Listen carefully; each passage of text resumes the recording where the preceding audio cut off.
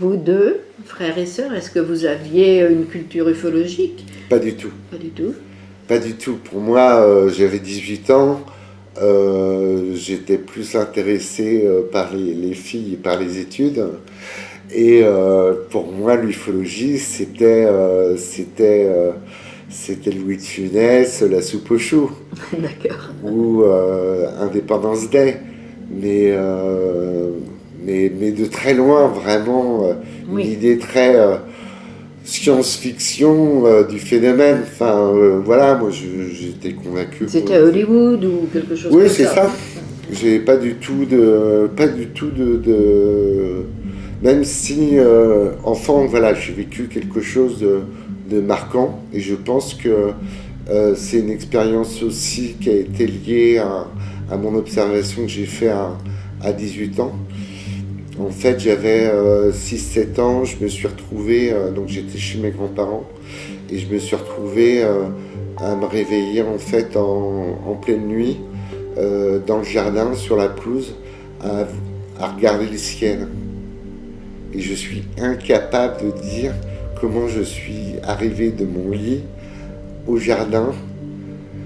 Et ça a été un événement qui a toujours été troublant, parce que je me rappelle tout petit être debout, la tête en l'air, et à me réveiller à ce moment-là.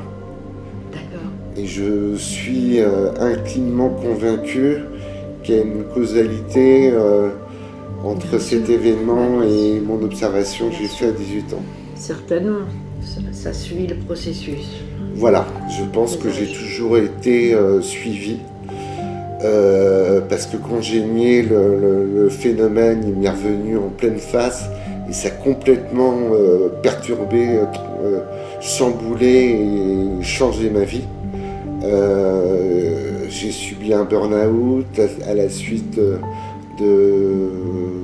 voilà, de pression de mon entreprise.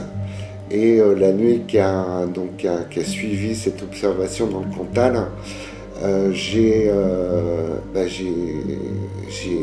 vécu des changements de vie énormes qui m'ont ramené à m'occuper sérieusement du phénomène ufologique, à faire des recherches, à travailler, à me documenter énormément, à prendre des responsabilités dans des structures ufologiques. Et à ce moment-là, ma vie s'est complètement éveillée. Ma vie s'est complètement éveillée. J'ai été indépendant financièrement, complètement autonome.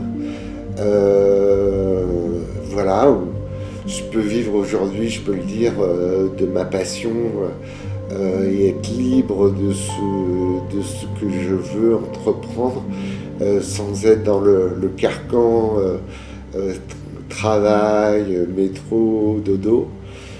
J'ai cette chance, et ce qui me permet de pousser encore plus loin mes recherches, et surtout de me connecter aux gens qui ont fait ces observations, parce qu'on a vraiment un lien, mais vraiment un lien énergétique entre les uns et les autres.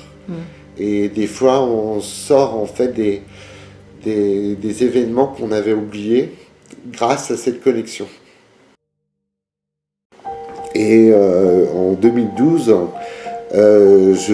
j'étais dans le Cantal, assez haut, dans un sommet, et je fais l'observation d'un autre ovni, un ovni, une boule rouge énorme, donc, qui était là, qui faisait vraiment la taille d'une étoile, et qui a fait tout le tour de ma personne, donc qui a fait un 360 degrés autour de moi.